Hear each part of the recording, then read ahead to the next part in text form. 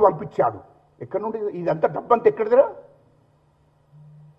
మహారాష్ట్రకు 500 కోట్లు ఖర్చు పెట్టాడు, బీహార్కు పంపించాడు, ఢిల్లీకి పంపించాడు, పంజాబ్కు పంపించాడు. ఈ డబ్బంతా ఎక్కడిది? 100 కోట్లు పంపించాడు. ఎక్కడిది డబ్బంతా?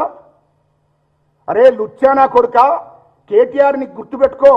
మా రాహుల్ గాంధీ గారు తలుచుకుంటే ఈ దేశంలో 140 కోట్ల జనాభా, ఈ దేశవ్యాప్తంగా కాంగ్రెస్ కార్యకర్తలే 10 కోట్ల మంది ఉన్నారు.